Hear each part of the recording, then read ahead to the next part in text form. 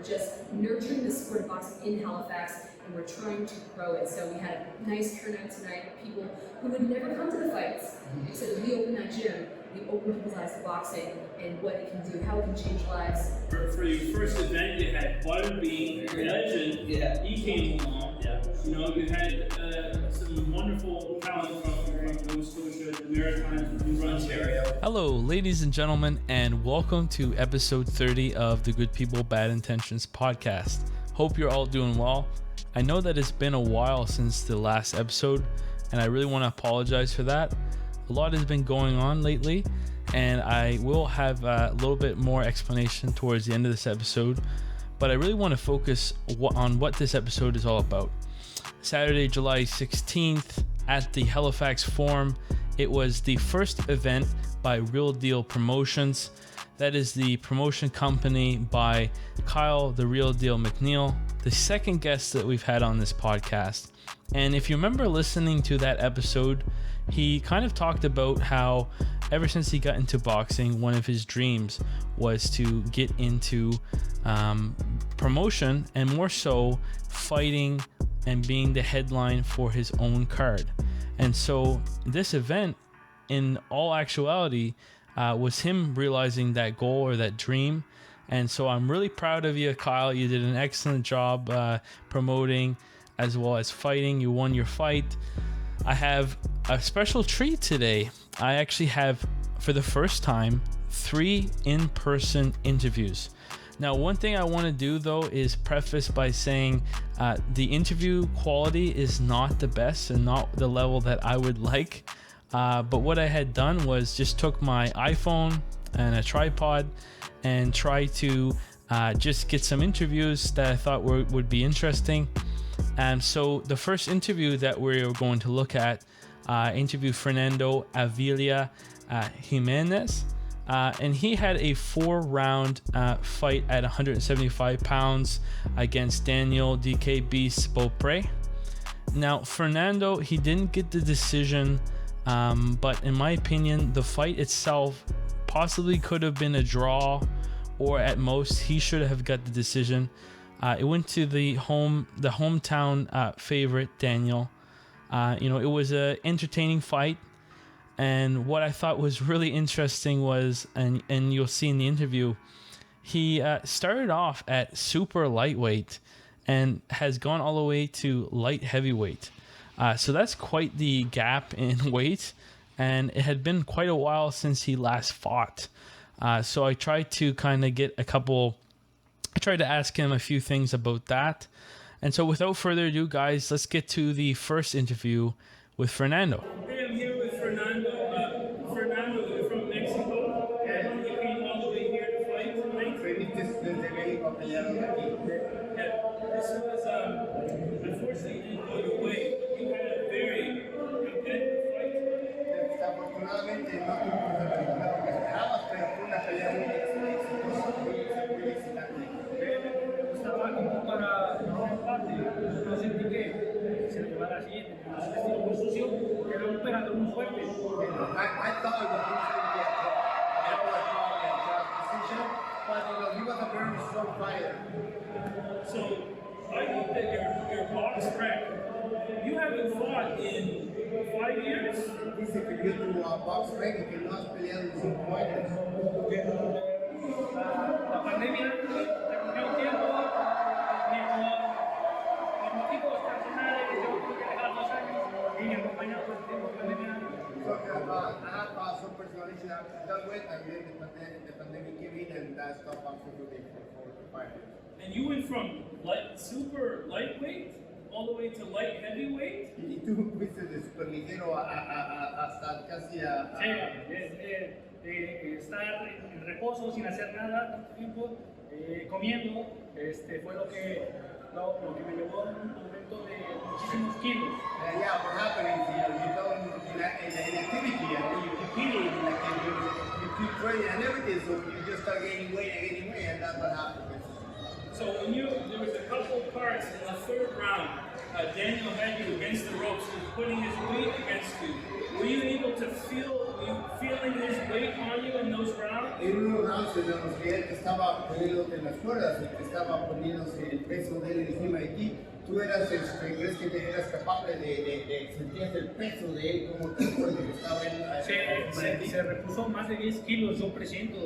Él estaba muy por derriba del peso que tratamos. He did that probably to gain a lot of weight after the weigh-in, Yes. and he did cut the weight a little bit on that. Well, awesome. You had hit him with a lot of good shots in this fight, and it looked like it was a very back and forth thing. I just want to thank you so much for allowing me the opportunity to interview you. Dice que le diste muy buenos golpes a él, que fue una pelea muy emocionante y que él realmente estaba que no esperaba que pudiera cerrarse un poquito más el esfuerzo, pero bueno, que muchas gracias por la entrevista. And please come back again to Canada Que to fight. por favor regreses otra vez a pelear. Si me dan trabajo, con gusto. If you guys give me another shot, for sure I'll come back. Appreciate it, brother. And guys, I hope you enjoyed that first interview. It was for the first interview, doing it in person. I was saying to myself, is this the first one I want to do? Because I think it is one of the hardest interviews to interview somebody who has lost. Because obviously he had plans in his head that he was going to go out, come out the victor in this match, especially in the fact that it did look like he at least had a draw, or he had at least done what he needed to do to get the victory. But I did have a really good time interviewing him. I want to say a huge shout out to his coach, who had basically translated my questions as well as his responses from English to Spanish and Spanish to English. I thought that was really cool. And I was really happy that my first interview was with somebody that didn't speak English natively. So it was a really interesting experience. So guys, I want to tell you, I'm going to do like a general overview of the event, but I want to first hop into all the different interviews I have so I can give you that. And then I'll just give you kind of, again, my outside perspective as well as kind of some things that have been going on. So my second interview was with Laura, the L-Bomb Macphee. This was a 6-round contest at 140 pounds. And she went up against Bonnie, the Warrior Queen Hunter. What was quite interesting about this particular fight is that they had fought previously, in which Bonnie had got the decision. And more so, when Laura had got the decision, she had announced that this was going to be her last fight. Now, anybody that knows Laura Macphee, she is one of the co-owners of the Queensberry Rules Boxing Club. What I really love about this club is during the pandemic, on their Instagram, they had done some Instagram lives of some workouts, and they were for free. And it was something that I took well advantage of, because I was a little bit like a lot of people in boxing at the time, taken aback by the fact that everything was closed down and you really didn't have any time to, you weren't able to go to the gym. And, it was a big shock for a lot of people. So in this interview, I actually bring that up, and we have a really good discussion off camera. Looks like in the future we will possibly either have her come back on or try to do some stuff with her and her husband, Greg. Really, really wonderful people to talk to. So without further ado, here's Laura. Congratulations, Thank you, Laura. sir. I appreciate it. So this is the last we're gonna see you in the ring. I think so. Last fight? Yeah. So you had a really beautiful match, I thought. Now you had already fought Bonnie before. We did in December. And can you kind of describe a little bit of the differences between this fight and the previous fight? Because this fight was 6 rounds. 6 rounds. The last one was 4. That's right. So can you kind of describe maybe some of the differences tonight? Well, November 1st, I got a call last year to fight in December. So it was a real fast training camp, and all we did was focus on sparring and diet, because I had a lot of weight to lose after not fighting competitively for like 6 years or something. And I went in with much more of like a sort of a counter fighter mentality. I showed up a lot, and she threw a lot more punches. So I felt like I landed more, but she threw a lot more, and sometimes you really have to be aware of what the judges are looking for. And they're looking for aggression. So I understood why the judges gave it to her. And going into this next fight, I had a lot more time to prepare. We did a lot more fitness. We really diversified our sparring as well. So we looked for other sparring partners, and also we just shifted the way that I fight. I've been much more of a counter fighter. I'm a short, stocky fighter, and I've always looked to work off the aggression of others. And this fight, we knew that I really had to flip that script and take it to them, be first, and move my head a lot, and just not stand in front. And that's what I aimed to do tonight. It's just punch and move, punch and move. And there were some times in this 6-round fight tonight where I did get caught sort of going head to head, and she was coming in with a lot of body shots and open top of hooks and overhands. And I was thinking, I just gotta get out of here. So move, get in and get out. Punch and don't get punched, right? That's the street sign. So that's what we did. And you were really effective when you had these chances and opportunities to throw some flurries. You had some times where your fast hands were really showing. You also had a really good jab. You're a southpaw, correct? No, I did. I switched up a couple times. Yeah, there's a couple times where I felt myself, I think, a little too light on my feet, and I tried to drop my weight, and I just stepped out with my lead foot, and then I was like, well, I guess we're going southpaw for a couple, and it's not something I typically do, but I think if anyone can go southpaw even for a couple of seconds in there, it can really throw your opponent off. So, we just went with it. Like, a punch is a punch sometimes. It's not always going to look pretty, but we got the job done today. And you mentioned training partners. Now, I saw one of your social media posts. You were working with somebody in Montreal. Can you talk a little bit about your experience going to Montreal? And maybe did you learn some skills that you brought to this last fight in your career? Well, a couple weeks ago, we decided it would be nice to get out of Halifax for a few days and just decompress from everything going on here. We have a pretty busy lifestyle, and we sent a message to Heather Hardy in New York City because that's where we were going. Yes. I used to live in Brooklyn, and I trained at Gleason's for a bit, and that's where her home base is. And so my husband and my coach, Greg Carr, he sent a message to her and said, hey, my wife's got a fight in a couple weeks, can we come spar? And she said, yeah, set it up. And it was as easy as that. It was a pretty cool experience. We went to Gleason's, we did 6 rounds, it went very well. We went back a couple days later, did another 4, and just getting in the ring with someone of that high caliber, having those nerves going into that sparring session was just a really, really nice experience. About a week before the fight, I think those experiences can't be discounted. Like, you need to feel those nerves. I mean, one of my regular training partners over the last 20 years has been Tyson Cave. Okay. He's great, but but he's also a friend and I know him so well, so there's not the same kind of fear and nerves. Like, as good as he is, and he's amazing, but it's not the same when you get in the ring with someone who you've never met. So having that experience a week before the fight was great, and Heather Hardy was just a champ. She's awesome. And I just wanted to speak because I know you recently opened up a second gym in the Queensbury Rules, which is the gym that you co-own. I do, yeah. What was it like opening up a new gym? You also are a mom, and then you're also doing a professional fight. How were you able to manage? Like, do you have a plan or a schedule? I didn't manage it all very well. Thankfully, I have a great business partner named Julie, who I met through boxing, and she really handles a lot of the business administration, a lot of finances, and so really my job is like the coach at the gym. And we have a lot of coaches now. We've really built a nice community over the last 4 years. So because I had this one more fight coming up, everyone at the gym stepped up and said, what can I do to help? Can I get in and do rounds with you? Can I take one of your classes and just coach that for you so you can go do what you have to do? What I was missing from my life for years was a boxing gym.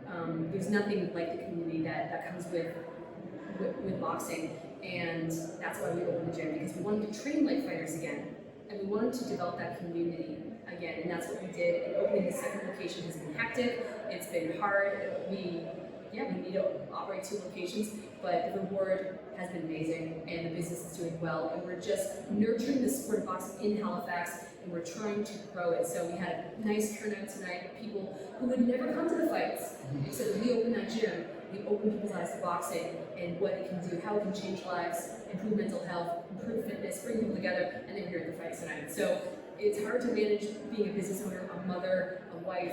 I also have another job as a longshoreman. Oh, wow. But you know, when you see the light at the end of the tunnel, you know it's only like a 3 or 4 month camp. You're like, I'm just gonna put everything aside, focus on this fight. But that's another reason why it's time to retire. I'm 43, and I think I've been hit in the head enough. And there's other things I want to do with my life, and I'd like to be a bigger contributor to my business and to my family and all those things. So it's nice to go out on this high note. Well, hey, congratulations on retirement. I Thank look you. forward to seeing what comes next with Queensberry Rules. Thank I you. didn't say this too. When the pandemic first hit and I was looking for some exercise and some workouts, those Instagram lives that you did, I did quite a few of them. No way. And that was really awesome how you provided that to everybody. It was a huge relief that I could at least do some boxing at home.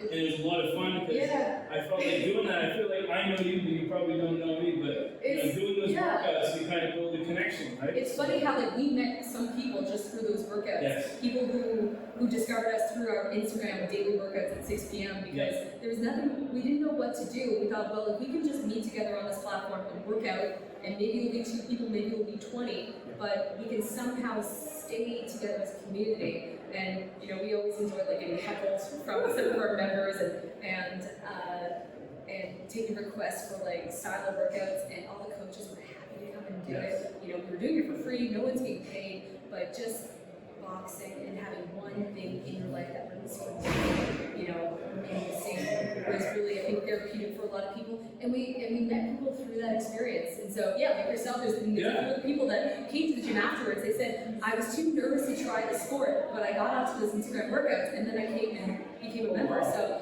I mean, it's been great. So, they weren't easy. They weren't easy. No, they were hard. Yeah. You saw me sweating, like doing burpees. I'm like, why did I decide to do burpees in this workout?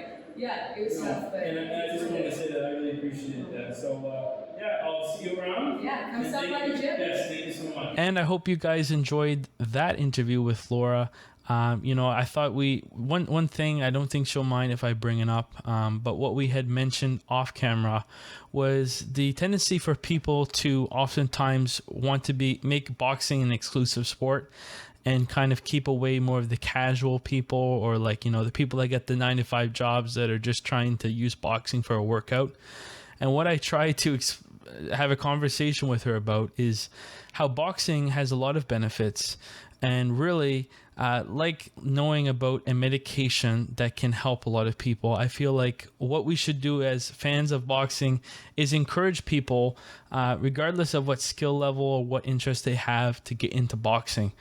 So we had a really cool discussion about that. And the third interview I had was with Kyle, the real deal McNeil. He fought the main event, and this was, of course, his promotion that was promoting the card. And he went against Alberto Alejandro Morales Bautista. And this was an 8-round bout at 144 pounds, junior welterweight. And he had acquired the National Boxing Authority title. What was interesting was when I looked at the box rec for this bout, 2 of the 3 judges had gave him each one of those rounds, so eight rounds. And one of the judges gave Alberto 1 round. I don't know which round it was at the top of my head. It was really nice to talk to Kyle because, again, he was the second interview that we had. This was something that he had talked about. And I think it strikes a lot about his character, that he was somebody who was able to visualize this even during the times, when we first had our interview where things were still looking a little bit dark and gloomy during the pandemic. I was really proud of him, for putting on this event. And of course, what I'll get back to you after I met a special guest. So without further ado, guys, here's Kyle, our last interview, followed by some reflection about the event. All right, I'm here with Kyle McNeil, the real deal. Congratulations, you had a wonderful fight. Now you just got a title, right? You got the National Boxing Authority belt, and I fully intend on adding more to it. Yeah, and you actually had this fight at junior welterweight at 144 pounds. Usually you're used to fighting at lightweight, correct? Well, I started my career at 126 pounds years ago. Yep. Pro 18 turned 19. I was in university. I was a St. Mary's University student of commerce. Started my own business, Real Deal Fitness. Yep. Rolled right into my pro career, and I've just been hustling and grinding ever since, building that business, working with youth and men and women of all ages, and just really building youth sports teams, building the communities around me. And now I'm here as a promoter, doing what I love, fighting hard, and trying to build the boxing scene here in Halifax. Now we already had done an interview or a podcast before. You were my second guest. Yeah. Coming on. Yeah. And one thing that you said in that podcast is this is one of your dreams. Yes. You wanted to have your own card. Correct. You wanted to headline it. That's right. You've accomplished all that. Yep. You had, for your first event, you had Butterbean, the legend. Yeah. He came along. Yeah. You had some wonderful talent from Nova Scotia, the Maritimes, New Brunswick, Ontario. That was some awesome hard hitters from Mexico. Yeah. Courtesy of Ray Morales. Is this going to be the start of a series of events for the Real Deal Promotions? Absolutely, absolutely. We might not be limited to just boxing, but the focus right now is boxing, the Real Deal Promotions. And I intend on putting a few a year. And at the end of the day, I love what I do, and it shows in my work ethic. Yeah, I think it's good. And I also wanted to say, with regards to the fight, what was your? Is this the first time you have gone 8 rounds in a professional bout? Yes. I did 3 sixes. I started with 4s, went to 6s, and I jumped right to 12. I went down to the weight classes to fight Tyson K. Yes. And then back up to where I belong in the 140s, and I fully intend on going from some titles at 140 pounds. So Yeah. onward and upward from here, man. So most people that know you, don't know this, but you're all about your lifestyle. You have a very physically active lifestyle. Absolutely. You live off the grid. Yep. A lot of your food you cultivated and grown yourself. That's right. How much do you attribute that to your victory today? Were you finding it easy in those later rounds to stay fit because you're always fit year round? Absolutely. I run a gym, like I said, Real Deal Fitness full time. I work with all ages. And then I live at a farm with my lovely fiance, Colleen Pace. It's called 100 Wild Acres Farm. We have 100 acres off grid, all solar, everything. We grow our own food. We eat very well. We live good. We have chickens and we have our own farm animals, and we love being a part of nature and really just kind of getting to our roots. And it's made a big difference in my overall quality of life. I believe in the quality of life, and that's what I live and breathe outside of the ring. Congratulations, man, on your bout. Thanks so much. I look forward to seeing you in the ring again, and also with the promotion. That's right. And enjoy your victory, buddy. Thank you, man. Thank you. Woo. And guys, I hope you enjoyed that interview with Kyle. Now we have covered the 3 interviews that I had at this event. And I wanted to share something as well. I was able to meet the legend himself, the king of the 4-rounders, Butterbean. Champion of the world and the IBA super heavyweight champion of the world. And he had a combined record with mixed martial arts, kickboxing, and boxing of 97 wins, 24 losses, 5 draws, 65 by way of knockout with 9 submissions. And a member of the Boxing Hall of Fame. He was originally from Atlanta, Georgia, now living in Jasper. Give it up for Eric Butterbean. Let's go! That was an interesting time. So I went up to Butterbean. I saw he was there. I got an autograph from him. And I also wanted to kind of tell him that I was, honored to meet him because I believe he was somebody who really transcended the sport. Not only was he in boxing, he was in kickboxing, he was in mixed martial arts, he was in professional wrestling. And he really, he's a bigger guy, kind of like myself. And he was knocking people out, some serious contenders.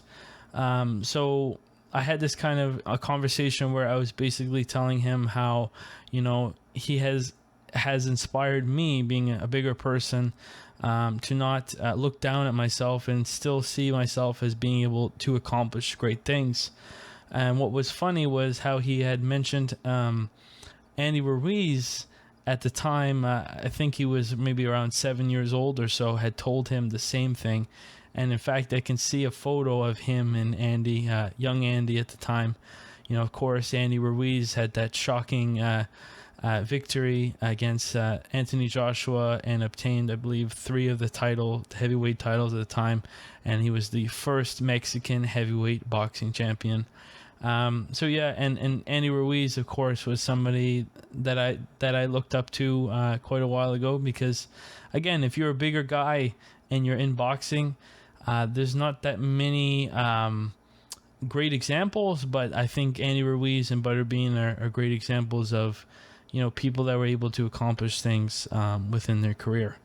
So that was really awesome meeting Butterbean. It was interesting, though, because I had seen some things circulating online about him getting into the best shape of his life, and maybe kind of like how Mike Tyson had came back after a legendary career. It seemed like, and still seems like, Butterbean wants to flirt with the idea of returning to the ring.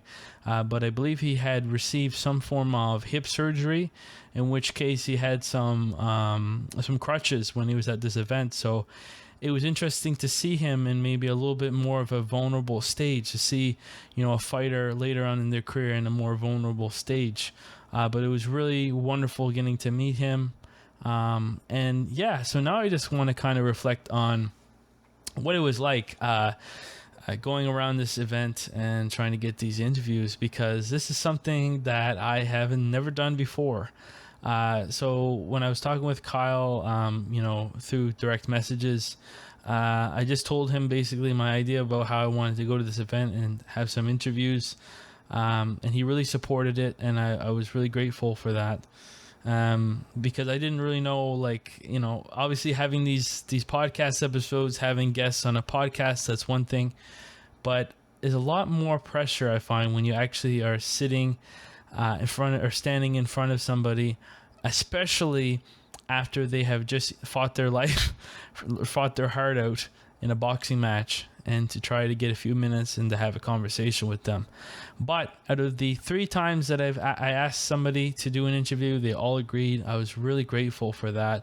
It was really interesting, the process, because basically I didn't have a table or seat at the time. So luckily there was these really nice real estate company that allowed me to sit at their table.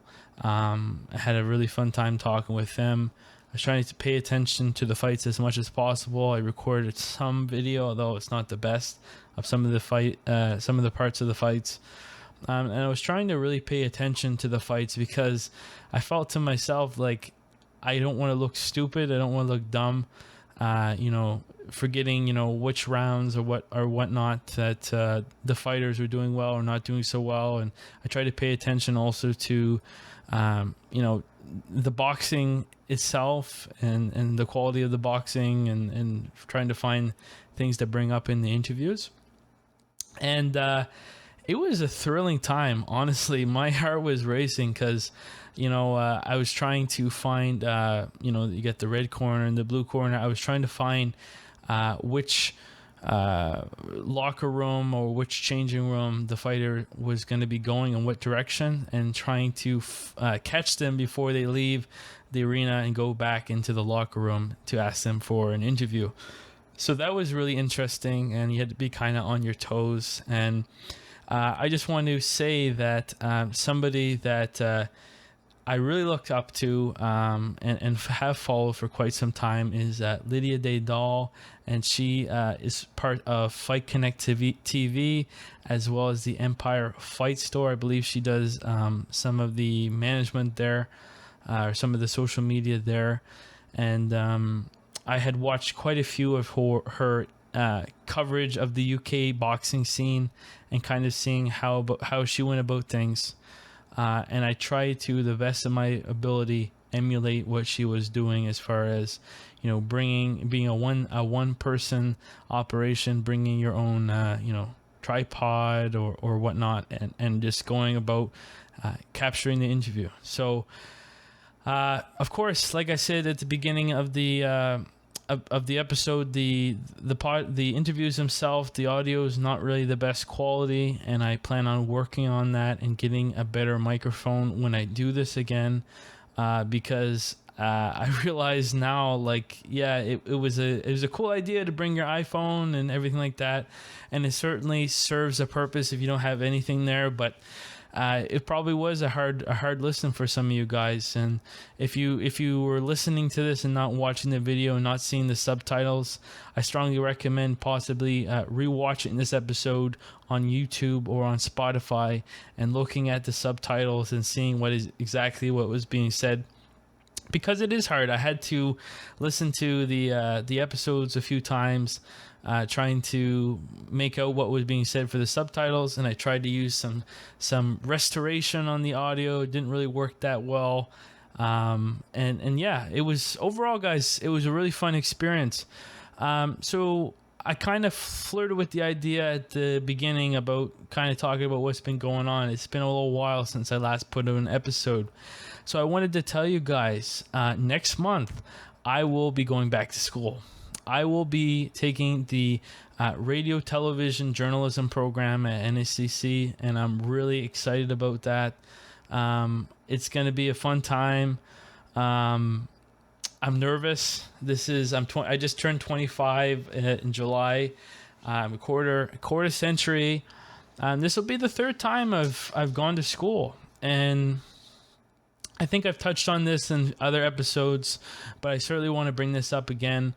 It all comes back to this realization I had maybe 17, 18 years old, about the idea, like, when you get out of high school, the first thing a lot of people do is they go to, university or college right out the gate. And for some people that works, and for some people they know what they want to do. In my case, I was kind of, in my opinion, following the crowd a little bit. There's some people from my high school that were going to a particular school, and so I decided to go there. But then my experience was when I went to the school, I found out that, there's no guarantee that these people are going to spend the next 4 years with me. And in fact, I barely saw them at all. I made new friends, but I was going through a lot and dealing with stuff I didn't know about, my anxiety or how to deal with that.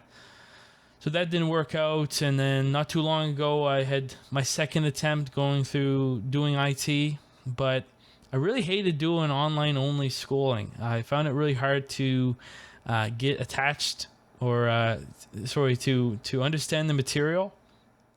And I realized that I'm more of a people person than a computer person, despite having the abilities that I have. And I do feel like I do know quite a bit about computers, but when it comes to people, I really enjoy dealing with people more. And I've been doing this podcast since December.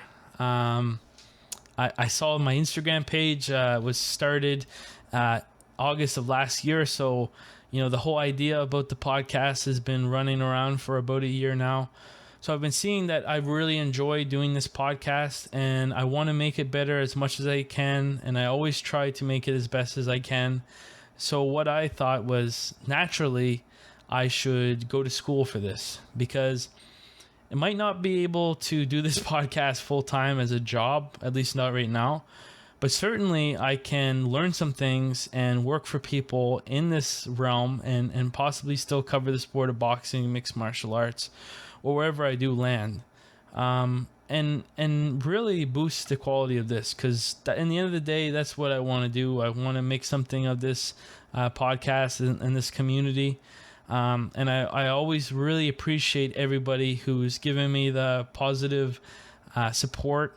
You guys have really gave me a lot of self-confidence in a time that I really didn't. So everybody, guys, when you guys send me messages, when you like things, when I know we live in a day and an age right now where a lot of people's value seems to be related to these types of statistics, like, if somebody likes, comments, or shares something. But when I see people that I know liking stuff and messaging me about the stuff and saying, hey, this is awesome, it really does help, guys, and that's what really motivates me to continue doing what I do. So guys, you guys are amazing. You know, I'm really excited for what the future is going to hold. I'm going to continue with this podcast. I will say it's going to be a little bit in the air, in the respect that right now I'm work quite a bit. And then, of course, school is going to be starting up, but I'm going to try to still keep the same schedule of every Sunday at 5 p.m. So yeah, guys, I hope you enjoyed this episode. I know it wasn't the longest episode, but I had all this, you know, footage, these interviews, this experience that I want to share with you guys. So I thought, why not just make it its own episode? And then the next one we can, of course, follow on by having more guests and focusing on what this podcast is all about, which is fighters and their stories. As always, guys, if you enjoyed this episode of the podcast, I strongly recommend that you subscribe to either the YouTube channel or the podcast on your preferred platform. And that way, when a new episode comes out, you won't miss it. Instagram is always the social media platform that I use the most for when announcing things for this podcast. Strongly recommend also following me on there. When you do watch this podcast, also, if you could leave a like, a comment, a share, those things really help. And yeah, until next time, guys, whatever time you're listening to it, I hope you have a good rest of your day and take care. Bye.